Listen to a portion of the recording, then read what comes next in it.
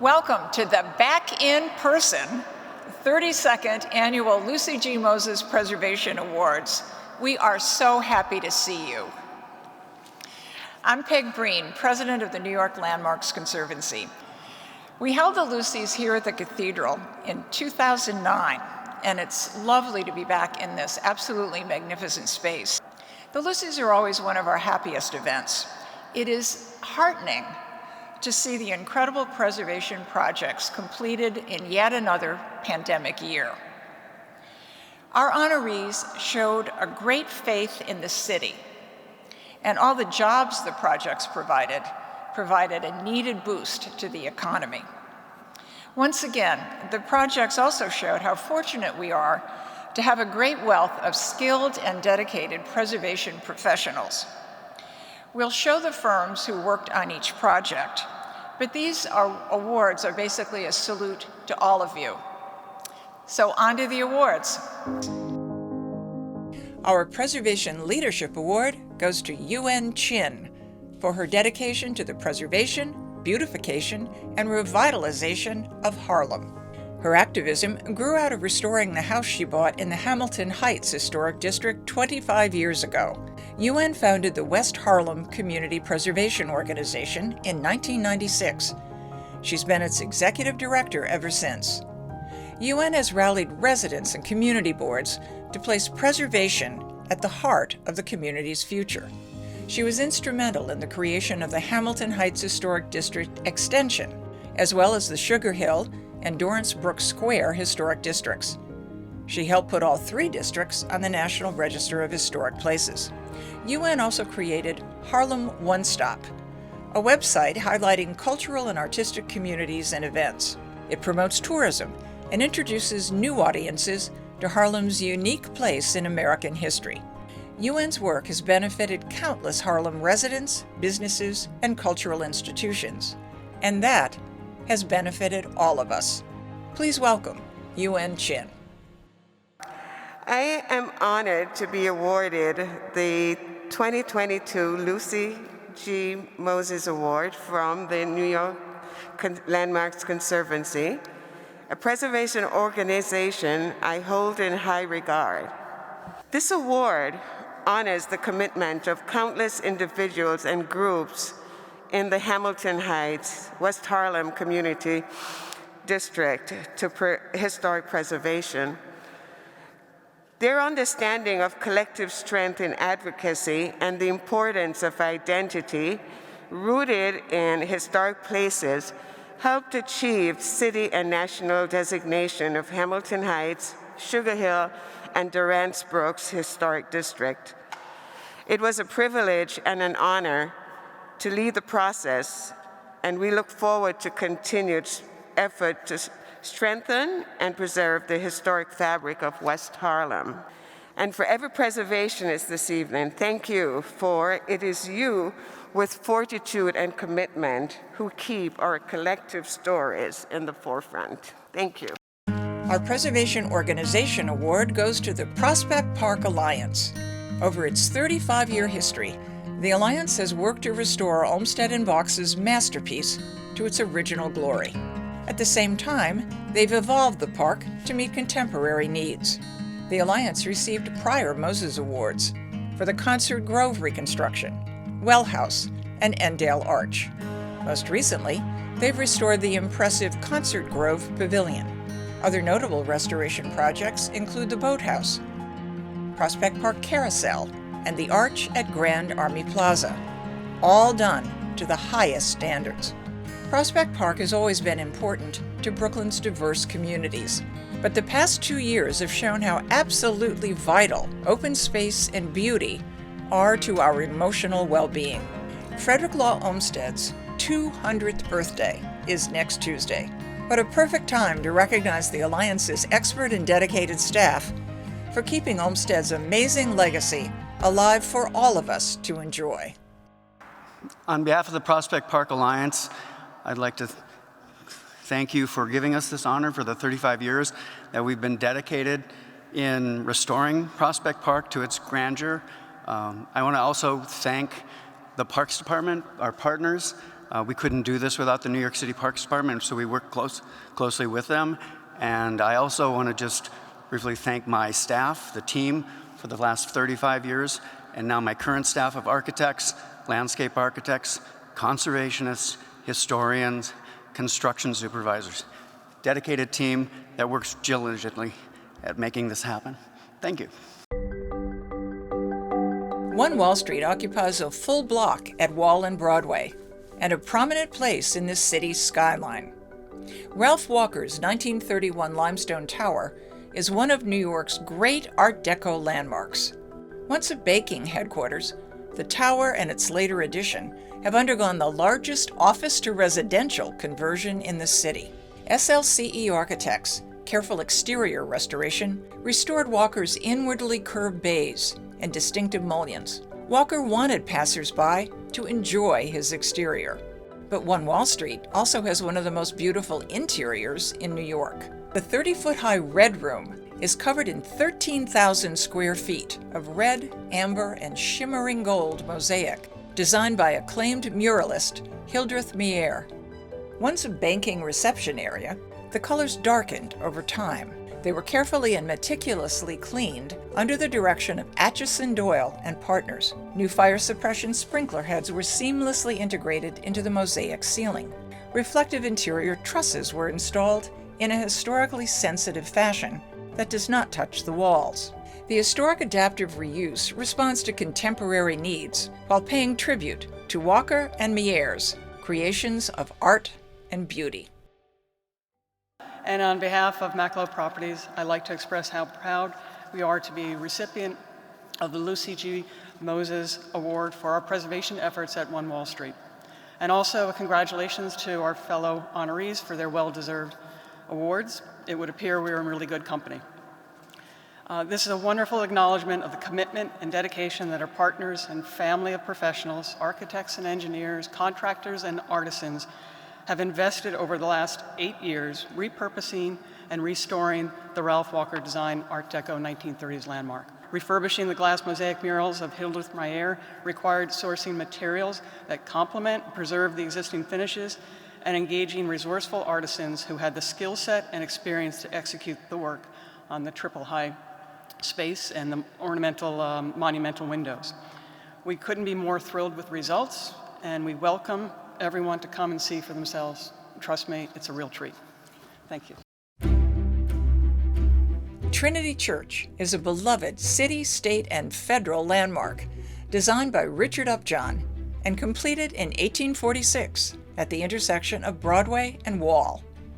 Murphy, Burnham, and Buttrick architects led a comprehensive rejuvenation of the church. The nave was cleared and filled with floor-to-ceiling scaffolding. Historic stained glass and handcrafted historic ornaments were carefully conserved. Broadcast lighting and audio equipment were skillfully hidden to facilitate the taping and broadcast of services and concerts. The chancel area required conservation of significant artwork and materials.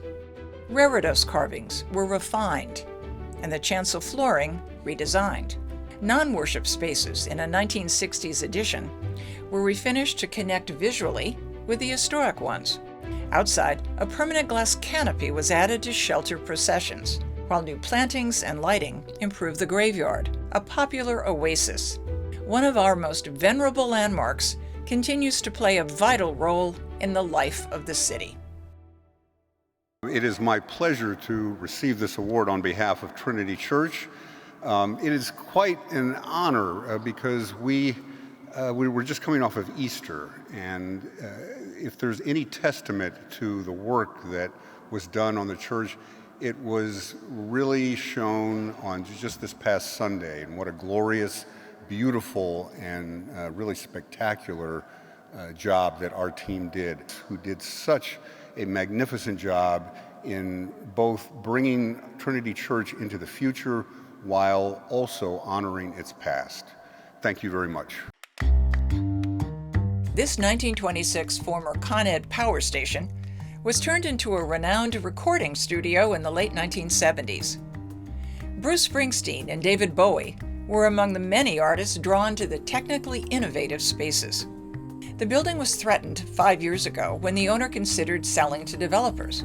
Fortunately, the Berklee College of Music stepped in, turning the power station into its New York City location for learning creative technology. Berklee's ambitious program called for rehabilitating unused spaces. They created a black box studio and a DJ training lab, among other amenities. But the recording studios and control rooms were sacrosanct. The rehabilitation by David Scott Parker Architects revolved around the immense dome studio and 4 smaller ones, each acoustically clad in vintage soft pine backed by burlap. The Beaux-Arts exterior was also rehabilitated. Dilapidated entrances are now distinguished and welcoming. The Hell's Kitchen landmark now serves as an educational resource supporting aspiring students.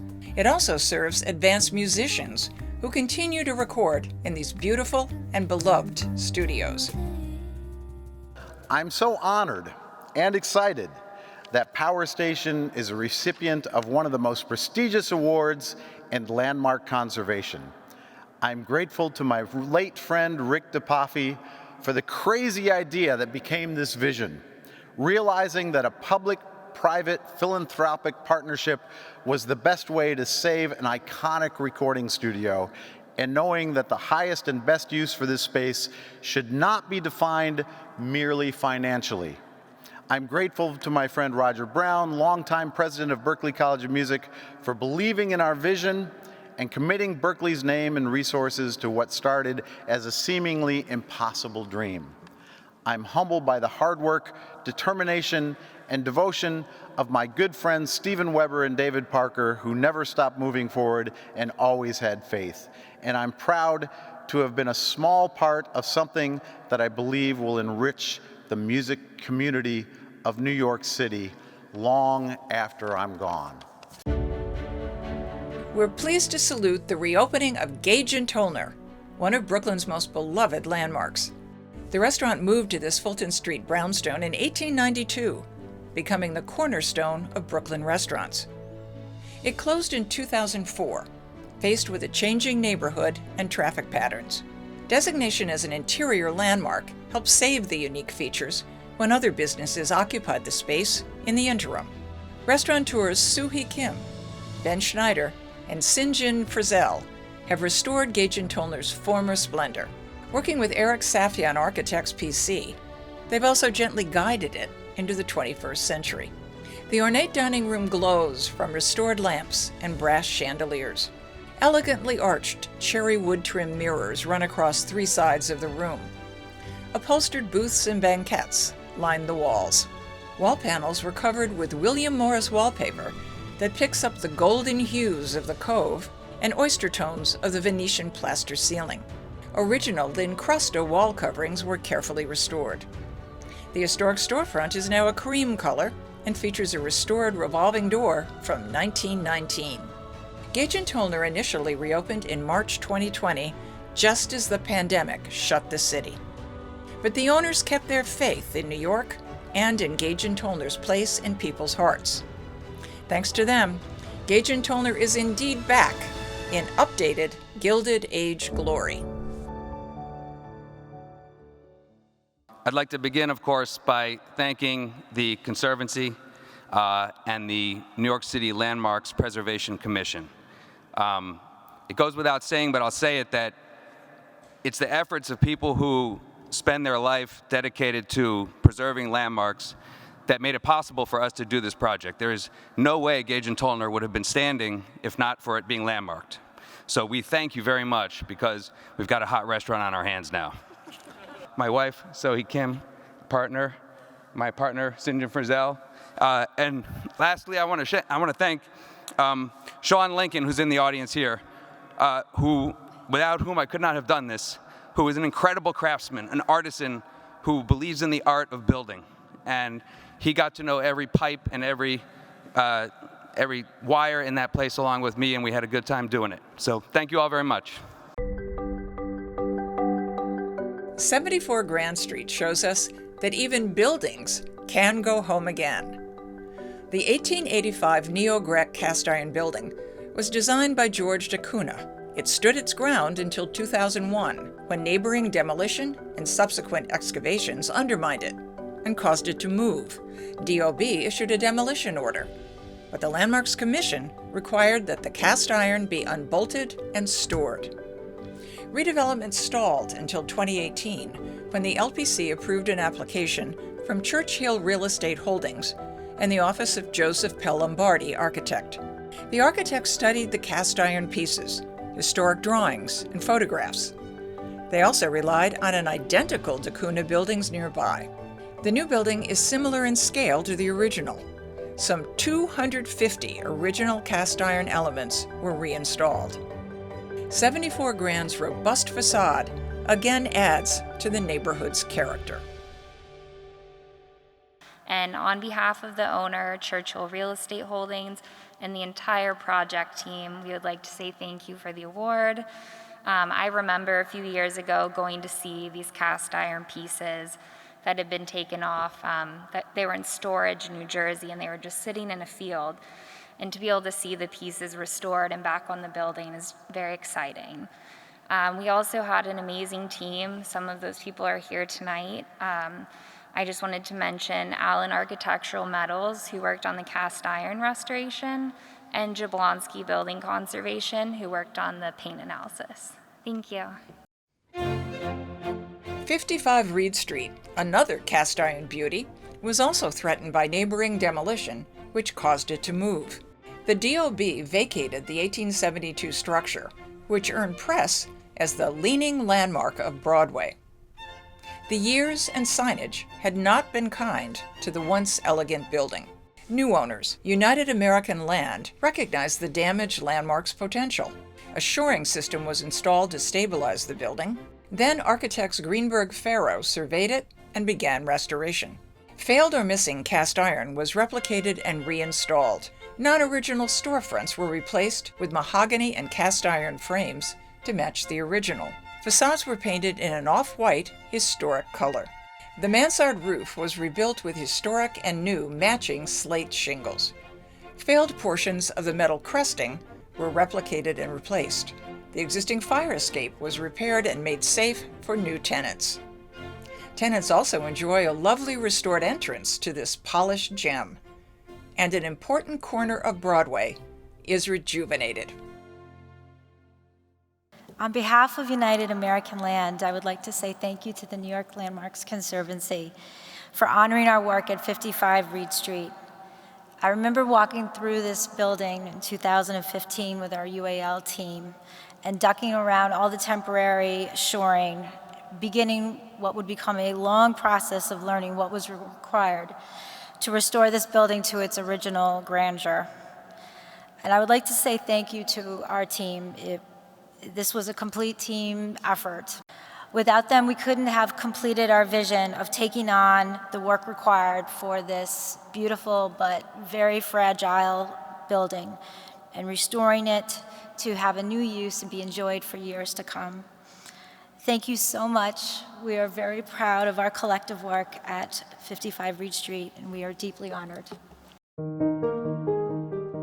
The Astoria Park Pool and Play Center is a WPA-era pool complex that has been restored and improved for a new generation of visitors. It was completed in 1936, framed by the Triborough and Hellgate Bridges, the largest of the WPA pools built in that period.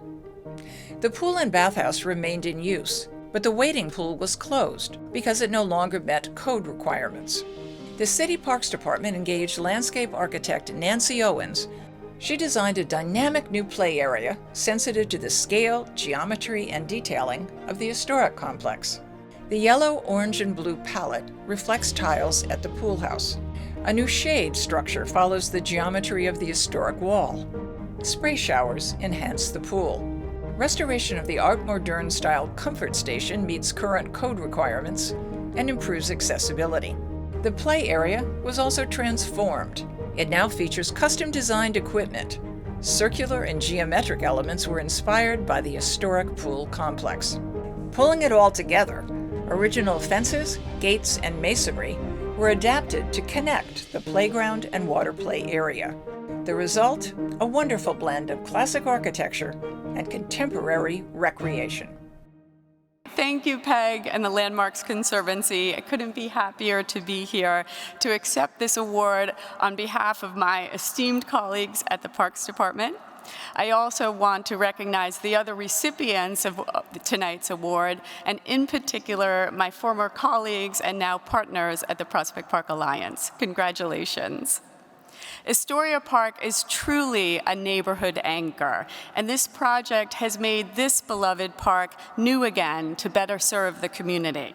I want to thank the New York City Parks Capital team, led by our Queens team leader, Eric Mattis, and Deputy Director of Landscape Architecture, Nick Magilton, our contractor for this project, Prima Paving, our consultant resident engineer, Brad Valek from Arcadis, and our design consultant team led by Nancy Owens, Studio Landscape Architects. Thanks so much.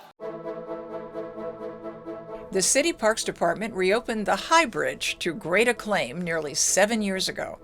Now, they've restored 2 structures that bookend the bridge: the Highbridge Water Tower in Manhattan and Highbridge Step Street in the Bronx.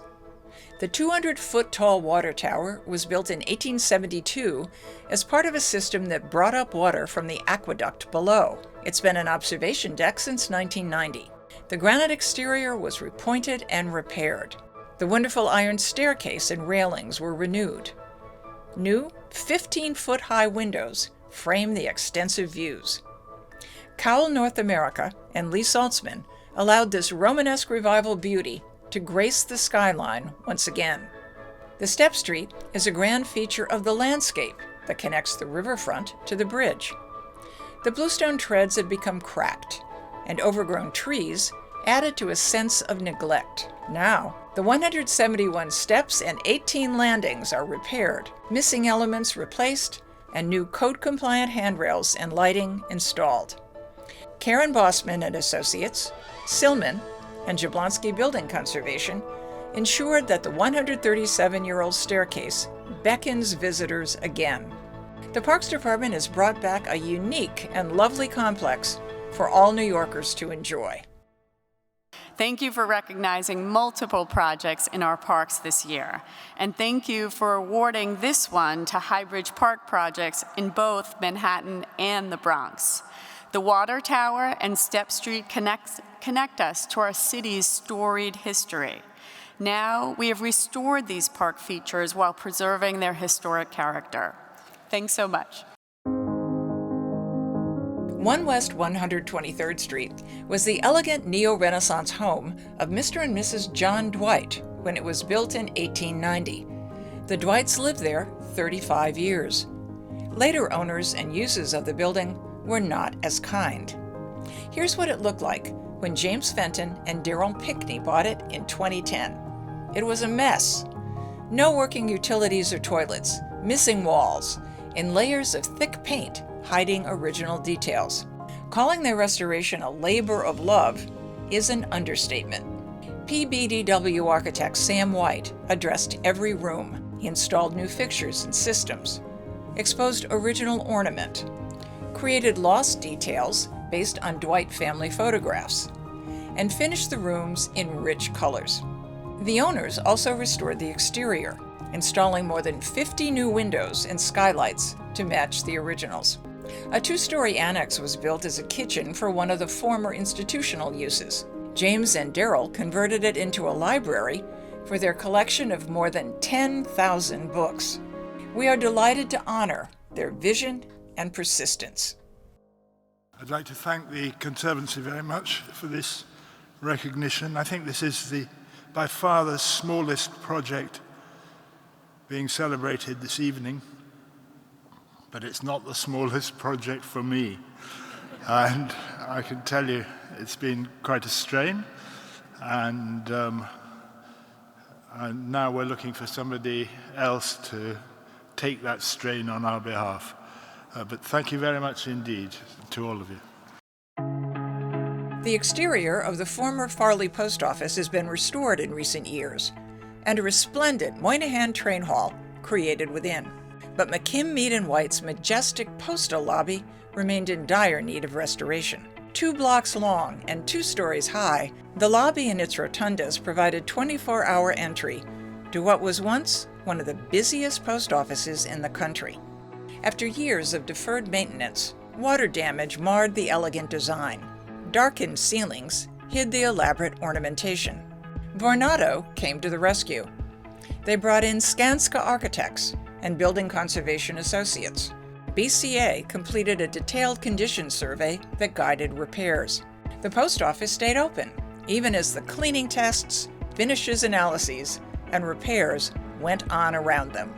The plaster ceilings and moldings were stabilized, repaired, and refinished with the original color scheme. The main ceiling shines again. It features emblems of the 10 countries who were members of the Postal Union at that time. Rotunda ceilings have regained their full beauty. The postal lobby was designed at a time when public spaces were meant to ennoble residents. How wonderful that people can once again enjoy the lobby's grandeur. Thank you to the New York Landmarks Conservancy for this award. In 2016, Vornado, along with our partners at Empire State Development, Amtrak, the MTA, the dedicated staff at SHPO and the National Park Service, and our contractor Skanska began restoring and redeveloping the more than 100-year-old Farley Post Office building into the Moynihan Train Hall, retail, food hall, and office spaces. As stewards of this building, it was important for Vornado to undertake and fund the restoration and preservation of the Farley Building postal lobby at our cost to ensure the most historic public space of this monumental building was restored to the grandeur that McKim, Mead & White intended. This award would not have been possible without the hard work and dedication of our project team, craftsmanship, skill, and pride of the tradespeople and artisans who worked on the restoration from Evergreen Architectural Arts, their subcontractors, and Skanska, specifically Kyle Baer. Thank you to the Conservancy. The Nann Plaza apartments are one of the most impressive of the rich collection of Art Deco apartments in the West Bronx. Developer Bernard Noonan commissioned the 8-story buildings in 1931 to attract middle-class families leaving Manhattan. The apartments now serve as affordable housing. Noonan turned to the prolific team of architects Horace Grinsberg and Marvin Fine. The result is a sophisticated site plan with an interior garden court. Fine is credited with the exterior of tan iron spot brick with brown and black spandrel panels and geometric patterns. Current owner, Nann Plaza Housing, LLC, brought in Denois architects for extensive repairs. Acres of brickwork were stabilized, cleaned, repaired, and repointed. Missing bricks and coping stones were replaced. New windows were installed, matching the historic. Interior renovations included refreshed hallways. Nann Plaza continues to be a haven for people seeking affordable and dignified places to call home. On behalf of Park Management, who brought us on board for this project, receiving this award is amazing. Special thanks to Denois team, Denois Architects team, Azar Associates, Garfield Construction, and Joslo and Associates for the teamwork on this project. And thank you very much.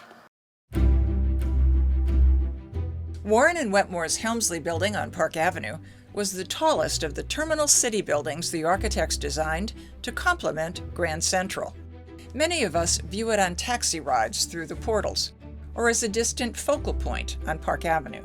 Owner RXR brought in engineers Thornton Tomasetti for a challenging restoration that allows us to focus on its elaborate decoration. The 74 giant bison heads at the 16-story cornice had cracked due to embedded steel corrosion expansion.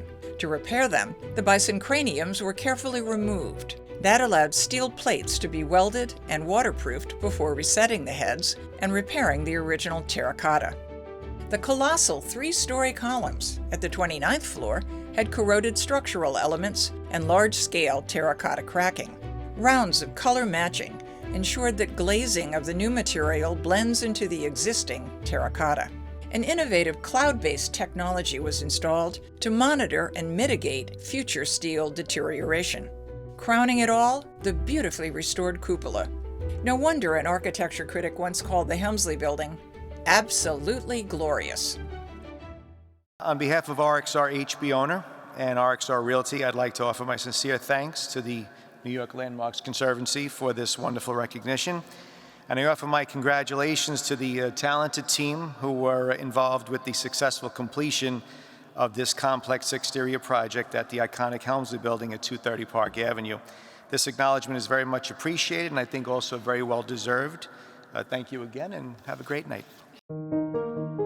The Artmonder Tea Building was completed in 1941 in Jamaica, Queens, as an up-to-date tuberculosis hospital. Medical advances left it obsolete. It sat mostly empty and deteriorating until the city okayed a plan by Dunn Development Corporation to convert the building to affordable housing. SLCE architects focused on utilizing elements that reflected the original use. The limestone and brick exterior was beautifully restored. Many original features were retained after careful materials analysis and research. Corridors that once featured hospital rooms will now house 200 rental units for low and middle income households and 75 units of supportive housing. Balconies provided the fresh air deemed essential to treating TB. Now, there'll be amenities for the residents. The bronze and marble-clad lobby is restored and welcoming. The conversion addresses energy efficiency standards and qualified for low-income housing and state and federal preservation tax credits. What an outstanding example of adaptive reuse. T also stands for terrific. Thank you to the Landmarks Conservancy for this honor and congratulations to the other awardees. There were people who wanted to knock this building down, and there are others who fought to save it. And tonight is for those who fought to save this. And that fight was led by a trio of ladies from Queens, Judith Gutman, Susan Cleary, and Florence Fisher, who are all here tonight and who never gave up. Restoring a historical treasure like the Tea Building is a cause for celebration on its own, but for this project, there's much more. A 1938 Art Moderne former tuberculosis hospital in Jamaica, Queens is now 200 affordable apartments. Thank you to all who made this possible. Really appreciate it.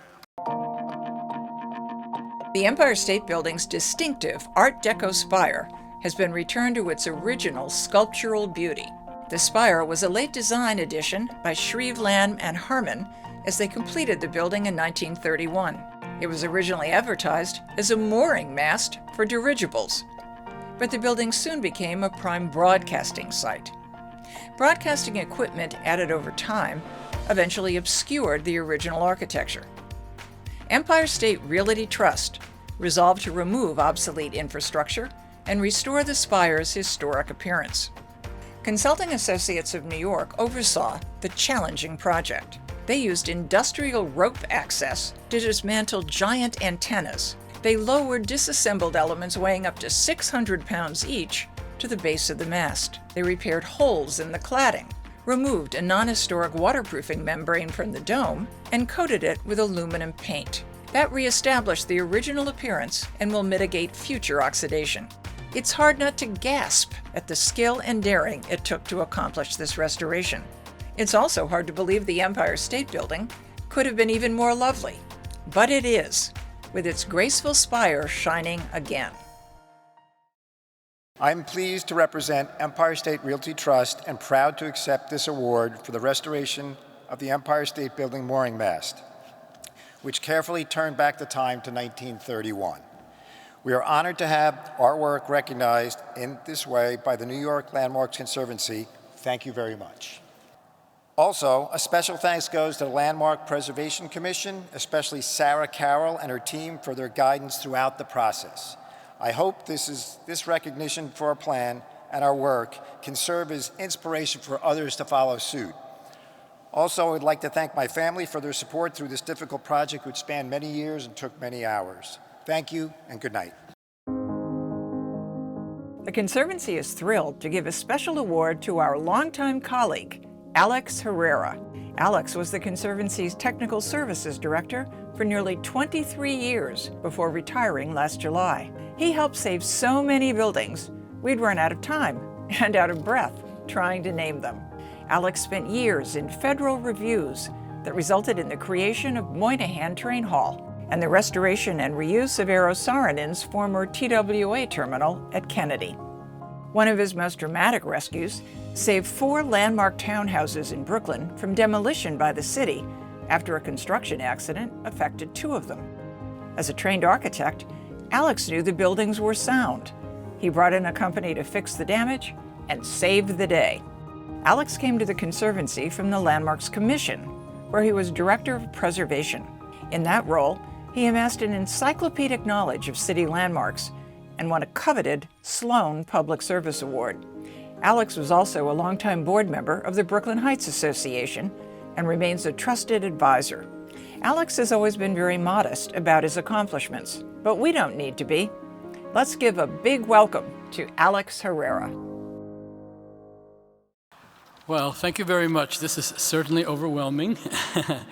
I want to thank the Conservancy for this very unexpected award, which I accept with all due modesty, and I'm very, very proud of the recognition. I've been working in the field of historic preservation for over 40 years. And during that time, I have seen the rebirth of New York City. At the Conservancy, I have worked on incredibly different projects. I think some of those were shown from the tiny frame houses of Weeksville to the TWA terminal, the 1950s period rooms at the Louis Armstrong House, to the 1830 rooms at the Morris Jumel House, Moynihan Station, on and on, all the Art Deco skyscrapers.